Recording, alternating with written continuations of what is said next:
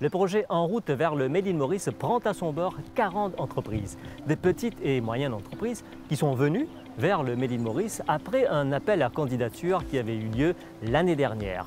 Donc justement, ce projet, c'est quoi? C'est donner aux entreprises les moyens de s'améliorer et d'intégrer les valeurs du Made in Maurice et aussi, pourquoi pas, avoir le label Made in Maurice. C'est un programme qui va se dérouler avec plusieurs formateurs, mais aussi un diagnostic des entreprises pour leur aider à améliorer leur process, leur qualité et aussi leur marketing, mais aussi, tout d'abord, pour aller vers le Made in Maurice.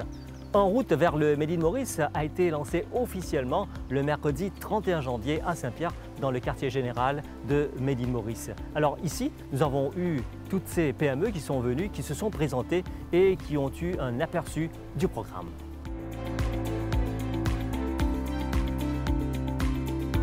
Vous aviez présenté la dernière fois le projet En route vers le Made in Maurice. Aujourd'hui, c'est le lancement officiel. Comment cela va se passer? Comment on va mettre en application ce projet? Alors en effet, aujourd'hui, on lance officiellement le programme En route vers Made in Maurice après une campagne de sélection qui a duré un peu plus de 6 semaines et un peu plus de 3 semaines de revue des candidatures. Nous avons aujourd'hui reçu 89 candidatures pour le programme et nous en avons retenu 40. Donc aujourd'hui, l'objectif est justement de présenter le programme et les 40 entreprises, non seulement à la presse, mais aussi à tous les partenaires et autres stakeholders du projet, notamment le ministère de l'Industrie, des PME et des coopératives, mais aussi au ministère des Finances. Julien Audibert, c'est un programme très ambitieux en route vers le Made in Maurice. Alors pourquoi intégrer ce programme maintenant et surtout pour les PME? Alors l'intérêt de ce programme-là, comme vous savez, c'est une mesure que nous avions emmenée au niveau du budget qui a été accepté. Nous allons fêter nos 30 ans cette année et ça permet donc à ces entreprises de bénéficier d'une expertise qui existe déjà au sein donc, de Made in Maurice et qui nous permettra aussi de consolider donc nos bases et de leur permettre de nous rejoindre pour les années à venir. Alors, est-ce que, comme vous dites, 30 ans d'expérience, 30 ans de présence à l'île Maurice, est-ce que vous voyez l'industrie locale grandir malgré les difficultés qu'on a dû faire face durant les dernières années? Bien sûr, si on regarde les dernières années, c'est d'ailleurs l'industrie locale qui nous a permis de continuer à fonctionner. Je ne passerai pas tous les problèmes de Covid et de rupture qu'on a pu avoir, c'est l'industrie locale qui a permis de soutenir l'économie. Donc bien sûr, l'industrie locale a une place hyper importante à jouer et l'objectif justement, c'est de mettre en lumière cette entreprise-là dans ce contexte. Ce programme aura sans aucun doute un impact sur l'économie nationale. En route vers le Made in Maurice vise à renforcer l'ensemble de l'économie mauricienne en favorisant la croissance et l'innovation au sein de nos PME, sans oublier la création d'emplois. Les PME de cette cohorte bénéficieront de ce programme pour améliorer leurs compétences, accroître leur compétitivité et contribuer davantage au PIB national. Et surtout, amplifier ce plaidoyer national que nous menons pour le Made in Maurice depuis 10 ans déjà. On l'a bien vu, c'est parce que nous avons des entreprises locales solides que nous pouvons parler aujourd'hui de relance économique. Au nom de l'Association of Mauritian Manufacturers et du Made in Maurice, je remercie encore le ministre Padayachi pour ce financement et le ministre Bola pour cet accompagnement. Merci au comité de pilotage avec lequel nous travaillons depuis plusieurs mois déjà. Et c'est grâce à vous et à eux que nous pouvons concrétiser cette mesure budgétaire 6 mois après son annonce dans le budget de juin 2023.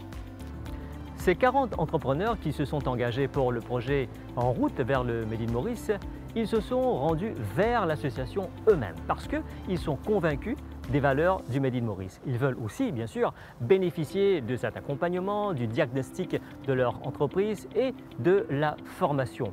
Alors, on va voir qu'est-ce qui les a convaincus et les a poussés à adhérer à ce projet. Je suis Océane, cofondatrice de PartyApp Ltd. PartyApp est une plateforme qui liste les fêtes et les événements à Maurice et à travers notre solution, nous aidons les créateurs d'événements. à mettre en place la stratégie, le marketing, à faire la promotion de l'événement et la billetterie.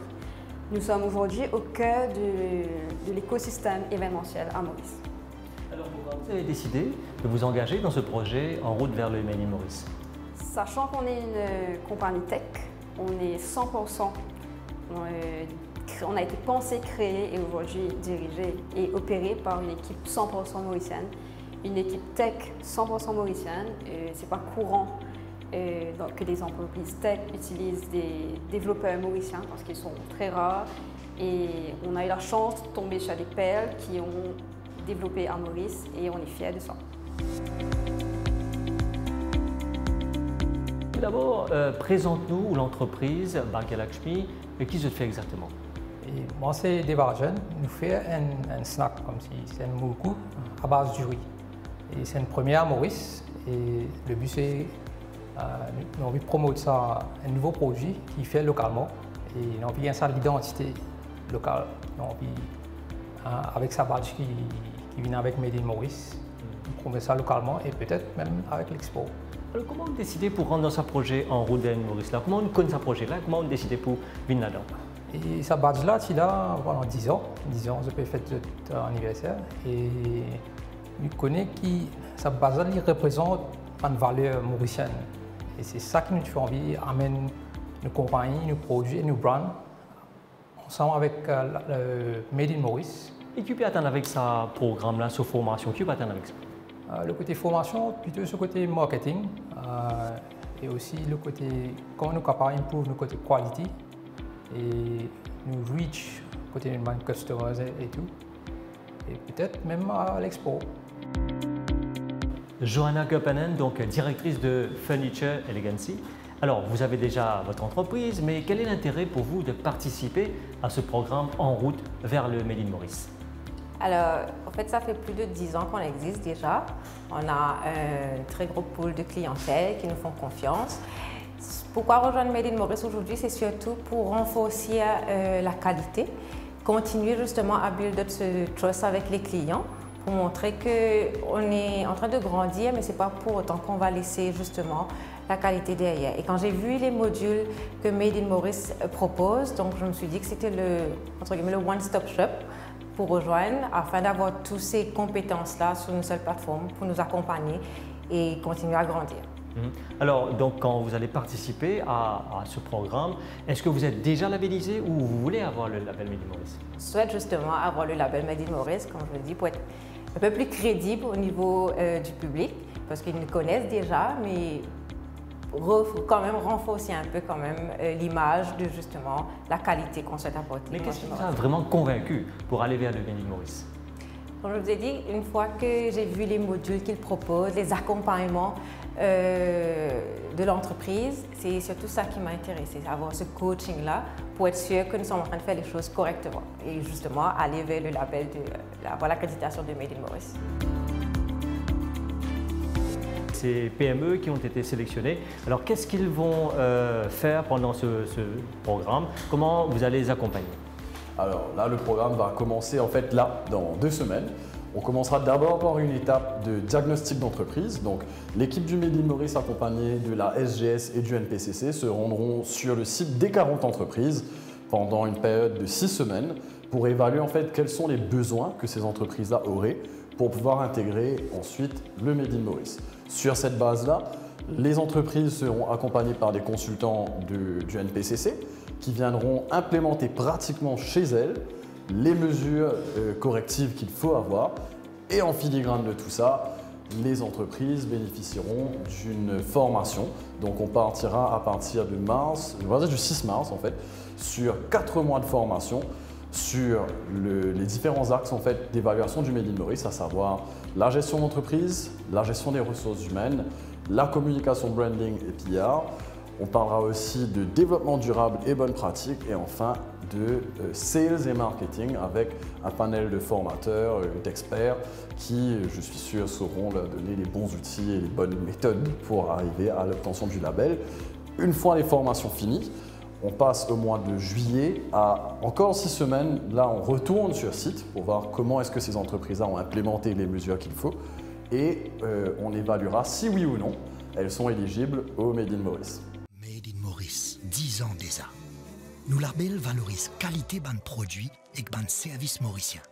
Aujourd'hui, nous fiers qui nous logo au plus qui 350 marques et plus qui 3500 produits dans 7 secteurs agroalimentaire, culturel, créatif et numérique, agricole, textile, industriel, secteur hôtelier et plus récemment l'industrie service. Alors, si vous êtes un entrepreneur, un industrie locale ou un artiste, si dans ce qui vous fait et n'a ou la met là-dedans, ou capable de former partie de nos réseaux, n'est que faire ou application lors nos sites web. Dans l'étape inclure une vérification au dossier avec un certificat ou business plan, règlement de frais adhésion, et qu'aussi une visite contrôle qualité avec nos partenaires SGS. Ensemble, nous assurer et évaluer que la saine production ou ban procédure opérationnelle répond à une exigence et critères qualité, mais aussi l'engagement ou l'entreprise pour le développement durable et que l'environnement. Made in Maurice, c'est une garantie qualité, confiance et fierté pour l'entreprise. À nous booster l'économie locale et faire honneur nos savoir-faire mauriciens. Made in Maurice, et à nous la met là-dedans. Tout projet d'accompagnement et de formation implique un coût financier et le gouvernement est en train de soutenir ce projet avec une annonce dans le dernier budget pour les PME spécifiquement pour aller vers le Made in Maurice. Alors bien sûr, avec ce soutien financier, le programme peut démarrer et aussi accompagner les PME. C'est à l'avantage des deux secteurs publics et privés parce que bien sûr, les PME contribuent au développement du pays à travers une contribution au PIB. Je tiens tout d'abord à féliciter les 40 entreprises sélectionnées pour cette formation intense. Et cela dans le but de répondre au cahier des charges du Made in Maurice et ainsi augmenter leurs chances d'intégrer le label. Une enveloppe financière de 18 millions de roupies a été allouée pour faciliter l'adoption de label Made in Maurice par 120 petites et moyennes entreprises PME. Je salue le travail abattu par le comité mis en place pour la mise en œuvre de cette mesure budgétaire. Avec plus de 150 entreprises, dont 50% sont des PME, 350 marques et 3800 produits, le Made in Maurice s'impose et se développe dans un contexte économique, social et climatique incertain. Les entreprises locales sont à la fois le cœur battant de notre territoire et aussi souvent une grande partie de notre patrimoine. Nous sommes forts d'un vrai savoir-faire industriel reconnu et recherché. Un savoir-faire qui mérite d'être valorisé. On vient d'assister au lancement officiel du projet En route vers le Made in Maurice. Alors qu'est-ce qui a convaincu le gouvernement de soutenir ce projet ? Nous étions, je vais le dire, déjà convaincus avec ce projet qui date, déjà le projet du label Made in Maurice, qui date de presque plus de 10 ans maintenant. Nous retrouvons beaucoup de grandes marques avec le label Made in Maurice, mais il nous faut aussi intégrer les PME pour qu'eux aussi ils aient la chance de profiter des avantages qu'offre le label Made in Maurice, c'est-à-dire un réseau, des avantages concernant les formations, des avantages pour améliorer leur productivité, leur technique de vente, la façon de faire du marketing. Donc il y a tellement d'avantages qui est relié avec le label Made in Maurice. Nous voulions faire profiter aussi les PME et malheureusement le problème c'est le coût associé avec l'intégration au label Made in Maurice. Donc ce coût initial est en train d'être pris en charge par l'État, d'où notre contribution en tant que gouvernement de mettre en place une ligne budgétaire pour apporter de l'aide pour qu'ils puissent intégrer ce label Made in Maurice. Alors vous l'aviez dit que les PME contribuent aussi grandement à l'économie, au développement, à notre produit intérieur brut. Alors ils sont aussi les plus vulnérables quand il y a des difficultés et quel est le rôle du gouvernement justement pour les aider dans ces moments de difficulté et les accompagner? Dans une économie ouverte, dès que vous avez des problèmes, ce sont bien sûr les plus vulnérables qui vont être touchés. Les plus vulnérables sont en général les PME. D'où notre identification pour apporter un soutien en premier financier au secteur des PME dès qu'il y a le moindre problème. Vous allez voir, tous les ans, nous consacrons beaucoup de mesures dans le budget national, rien que pour les PME. Que ce soit les PME tournées vers le secteur industriel ou le secteur des services ou le secteur du commerce, nous sommes là pour apporter ce soutien continu aux PME parce que c'est une partie primordiale de notre économie. Sans PME, il n'y a plus d'économie à Maurice. C'est un secteur, je l'appelle un secteur d'activité, qui vraiment apporte cette richesse à notre économie. Et nous, en tant que gouvernement responsable, nous devons continuer à apporter notre support, que ce soit un support au niveau des mesures budgétaires et financières, mais aussi avec d'autres organismes, de travailler avec des institutions du privé. Là, c'est ce qu'on est en train de faire en travaillant avec l'AMM et le label Made in Maurice pour intégrer de plus en plus les PME dans le circuit du label Made in Maurice. Donc, le gouvernement, nous savons l'importance des PME. À travers le monde, les PME jouent un rôle prépondérant dans l'économie. Nous, à Maurice, on le sait aussi, on travaille dessus et nous poussons à l'amélioration de l'activité économique en passant par les PME. La réussite de ce programme dépend donc de l'engagement, de la collaboration et de la responsabilité de chacun d'entre nous. C'est en unissant nos forces que nous pourrons véritablement faire la différence. J'y crois plus que jamais.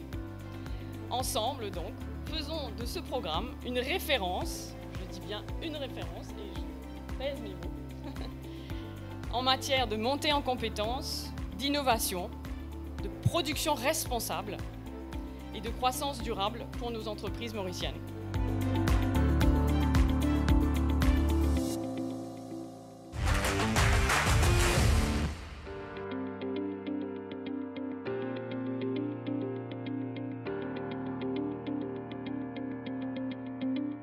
Research brings innovation, which is key to business development in various sectors. In Mauritius, since 2011, the Center for Biomedical and Biomaterials Research has been acting with businesses. And now it is expanding with new headquarters on the campus of the University of Mauritius. The CBBR is moving forward, looking for collaboration with international organizations.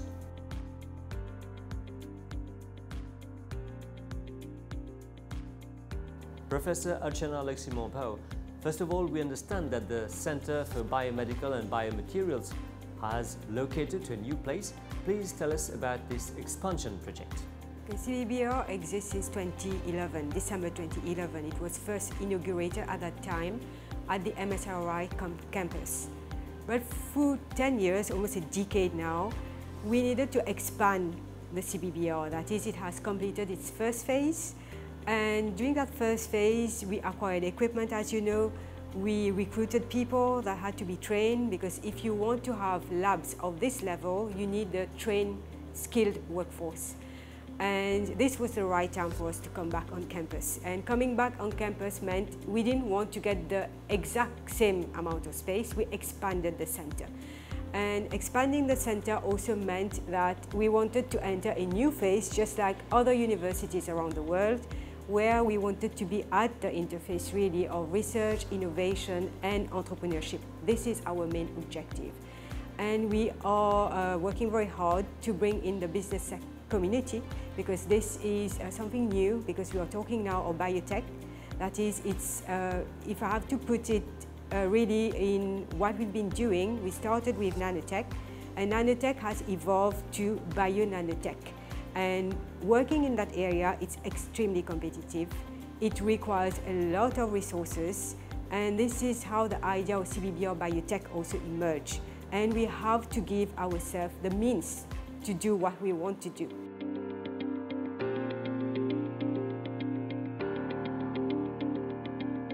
MIBL is an investment arm of the Mauritian government, and our aim is to seed projects to grow the ecosystem of the biotechnology sector in Mauritius. One of the first investments we did was tuned about $2 million in what is known as a CBBR Center, the Biomaterials Lab at the University of Mauritius.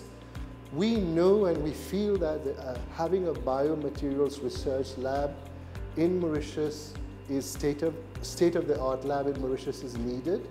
I think this would be key to growing the biotechnology sector on the island to connect the dots with drug product development, drug substance development, clinical research. I think that's the future. And so MIB is extremely excited to be part of this venture.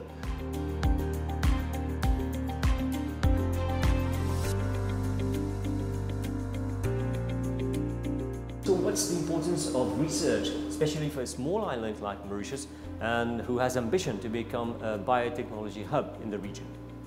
Now, Mauritius has a lot of potential to be a hub for biotechnology that will affect health on a variety of areas, as well as increase economic development in the country. But the fundamental basis for all of those activities is basic science, the ability to generate fundamental knowledge that can then be translated into clinical trials, into new technologies. CBBR is a premier institution that will be able to feed the future development of clinical and health activities for the country. The government of Mauritius has the ambition to make the country a regional hub for biotechnology. So what's the potential of Mauritius and what should we be doing to achieve that target? This is an excellent question, and let me answer it in three parts. The first thing that I was delighted to see is the natural talent of people here. The students that I've met and the researchers that are part of the universities and other aspects of the ecosystem appear to be very committed and driven to make Mauritius a success. Second, I also see at the level of where there is important interactions of researchers, engineers, and scientists that think of Mauritius as a place to do things that will help not just the Mauritius people, but people in the region. And third, and the most important thing that I noticed was this seriousness was also held at the level of the ministers, and those are the higher levels that would enable such a vision to happen.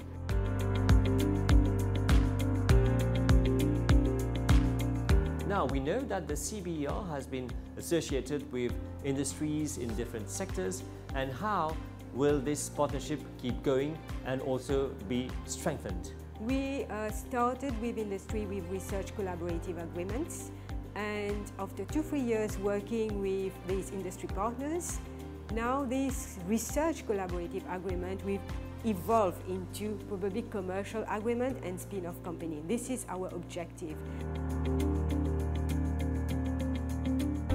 Since 3 years now, we've started a collaboration with CBBR and the team of Professor Luxemon to work closely on new innovative product, and this has culminated in the creation of a new pole for us in the biotech industry.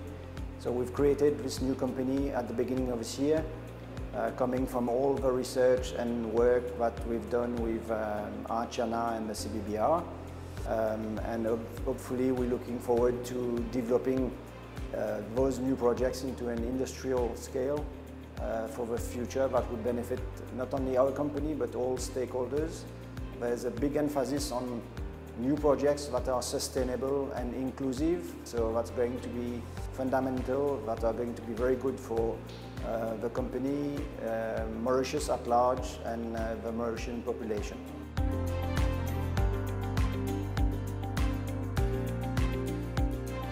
We have started a partnership with CBBR since 3 years ago.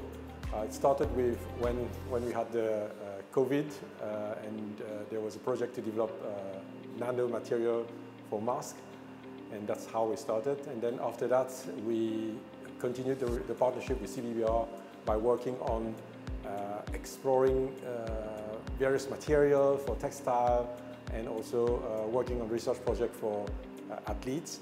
Currently, we're working on a project that helps athletes, top athletes, to recover faster between activities, for example Tour de France, where they need to compete every day, and it's crucial for every athlete to recover as fast as possible, and we're developing compression wear that helps them recover much faster.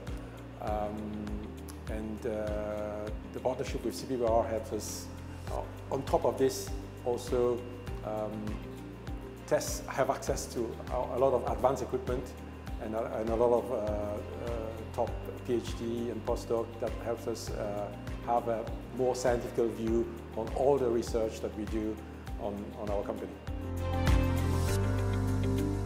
Private enterprises or investors don't invest in something that doesn't bring anything.